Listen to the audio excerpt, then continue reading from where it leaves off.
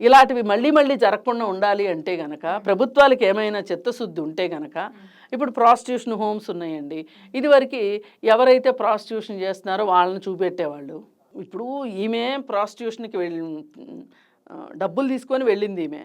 డబ్బులు ఇచ్చి వచ్చిన వాడు ఉన్నాడు కదా, వాడి ఫోటోలు ఎందుకు చూపించరు? వాడికైతే సమాజంలో ఒక పరువు మర్యాదలు ఉంటాయా? అంటే ఈ ఆడవాళ్ళకే పరువు మర్యాదలు ఉండవా?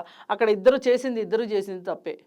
అందుకని ఏంటంటే చట్టాల్లో మనం చిన్న చిన్న మార్పులు చేసుకుంటేనే తప్పితే ఎవరైతే సులభంగా బయటపడిపోదాము, చట్టాల్లో ఉన్న లోపాలని సాకుగా పెట్టుకొని బయటపడిపోదామని దొరల్లాగా చలామణి అవ్వాలనుకుంటున్నారో వాళ్ళందరినీ కూడా శిక్షించాల్సిందే. అందుకే నేను అంటున్నా, ఒక్క హేమ గురించి మాట్లాడితే ఉపయోగం లేదు. ఆ 80 మంది ఎవరున్నారో 80 మంది బయటికి రావాల్సిందే. అది వాళ్ళు బెంగళూరు వాళ్ళ, ఆంధ్రప్రదేశ్ వాళ్ళ, తెలంగాణ వాళ్ళ, ఇర్రెస్పెక్టివ్ ఆఫ్ స్టేట్స్ రావాల్సిందే బయటికి అందరూ.